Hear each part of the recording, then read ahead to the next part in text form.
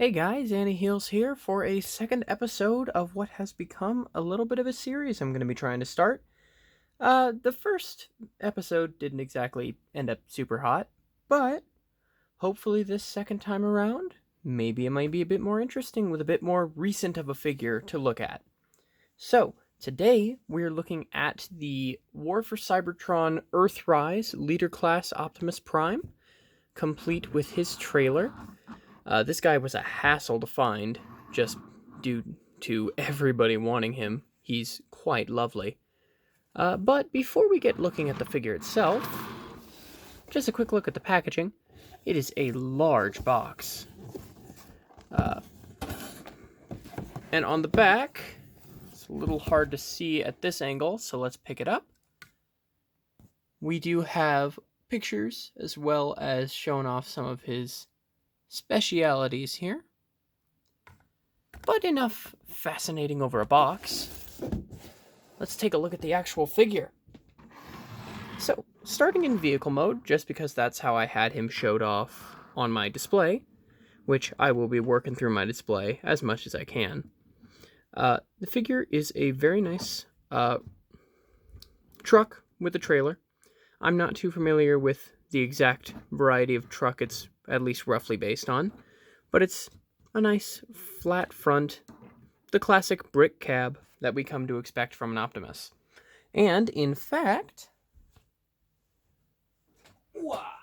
grabbing everybody's favorite original cab, just a quick transformation because I had him in robot mode. If we compare him to the size of the original G1 Optimus, moving it of course due to the lighting, they're actually remarkably similar in size, at least for the front of the cab.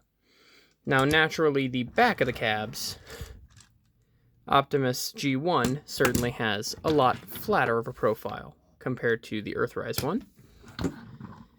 But that's nothing to complain about, because this Earthrise Prime is quite lovely, even on its own.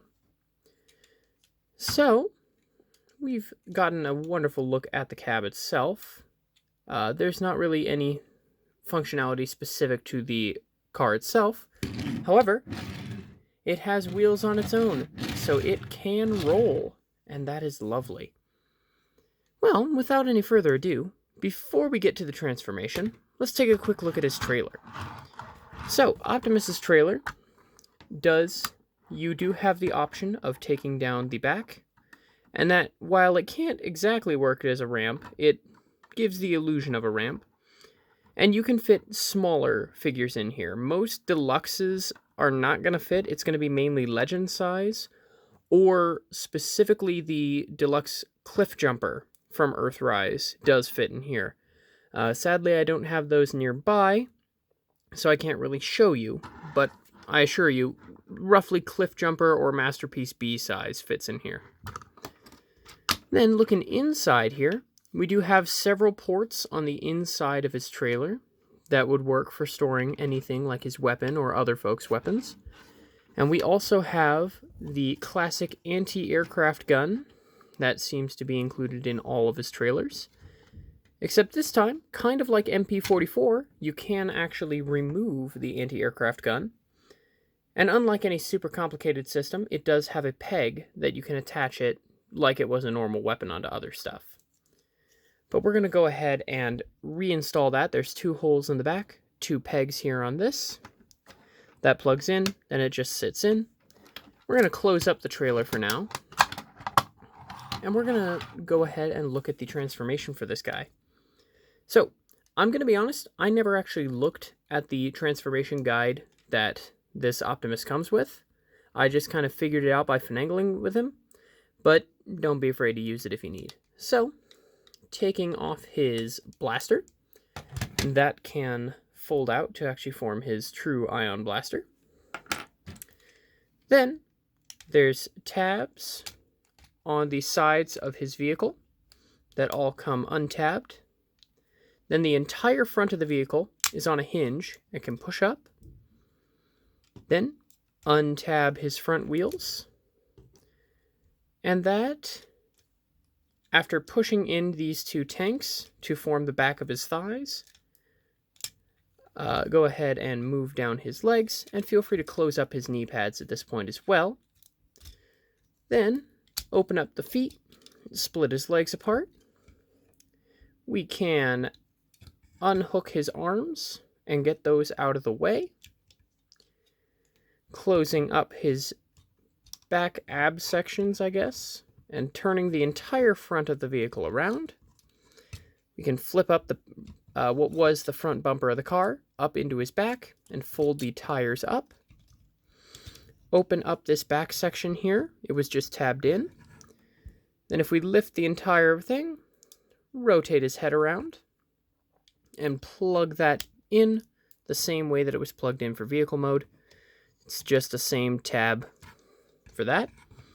Then with the chest opened up, fold up all of the, fold up all of these tabs as much as you can. Then the entire front here folds in half and recollapses. Bring that back in the head cavity where that was. Close that back up. Then on each of his arms, extend it, open it up, bring out the fist, close it back up. Once you've got that done for both of them, we have here, if I can get him moved back enough, there we go, Earthrise Optimus in his robot mode. Let's give him a weapon. Overall, Earthrise Optimus looks pretty stinking good, all things considered, for a retail class figure. He looks very, while not accurate to the G1 or anything like that, it definitely very easily, you can tell that it's like a modernized version of the same design. And in fact, if we actually, again, compare him to the G1 Optimus, he does stand a little bit taller, and in fact, let me get you guys a taller perspective here. There we go. He stands quite a bit taller than his G1 counterpart, and he does have the blue eyes a bit closer to the animation compared to the toy's yellow eyes. But he doesn't just have a gun for use. If we take that back of his trailer again, we can pop out this section, just pull it straight out, close that all back up, and on the back here is a tab that can just plug into his arm, and now Prime has a shield that he can use alongside his blaster.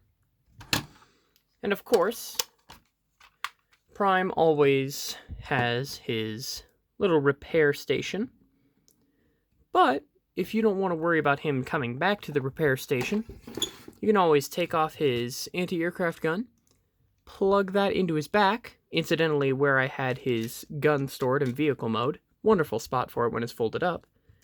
And now the anti-aircraft gun's stuff is built just straight onto the back of the figure. All in all, to use the same rating system that I established in the last video, I would give this figure a rare hollow in terms of ratings.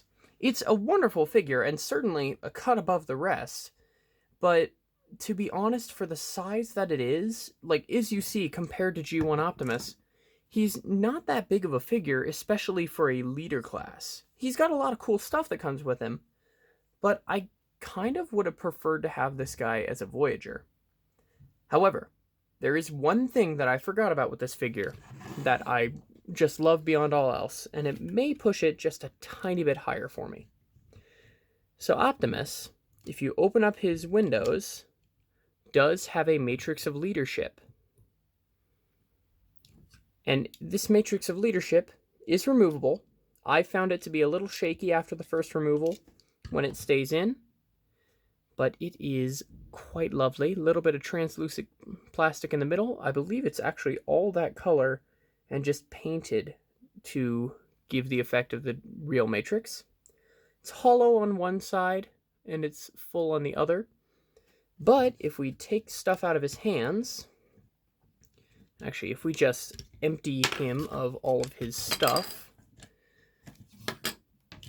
the leader class Optimus does have opening hands, so you can through careful positioning, open his hands and have him hold the Matrix of Leadership and have him try to light the darkest hour. And then, of course, because I'm so new at this, I completely forgot to show you guys how posable the figure is. So, he's got a nice rotation at the head, and it can move up pretty decently, move down pretty decently. He's got a full rotation at the shoulder, all the way around, a nice elbow bend and swivel. As I mentioned, wrist swivel, and his hands can open and close. Sadly, no individual finger rotation, it's all on that one hinge. He does have a slight waist swivel that's kind of impeded by his kibble in the back, but if you want to, I don't like the way it looks, but you can pop off this kibble, and you can set it to the side. Then, while at the cost of giving him a butt hook, it does give him a full range of waist swivel, which you may like if you're only displaying him from the front. He's got a pretty decent kick, and again, with the kibble removed, it can go back pretty okay. Not the best, but then again, that's pretty impressive nonetheless. And in terms of a split, he can kick straight up into the air. He's got rotation at the top of the thigh, but not at the knee. Knee is just a knee bend. And he does have quite a nice ankle pivot, all the way flat, as well as a toe bend if you can count that, though I personally don't. So all in all, decent posability for the guy. Overall, again, as I stated, because I'm trying to jump myself, I would give him a rare holo if I had to rank him using my Pokemon card ranking system, because that's what I do. Again, he's cool, and I don't regret getting him, but if you ask me, if he had just not had the trailer and had come with a shield, I would have paid Voyager price for him. The trailer is nice, but I really just, if they make a recolor of this guy, I want it to be a Voyager class that doesn't have the trailer, just has his gun. But, what do I know? They'll probably release some special coloring, maybe like a Netflix special version. But what do I know? Anyways, thank you guys so much for watching. I do hope you enjoy this kind of thing. I am going to keep Pokemon as kind of a semi-main focus on the channel, but I want to do more Transformers stuff too, because I freaking love Transformers, and I hope you guys do too. And other than that, have a great rest of your day, everybody. Bye!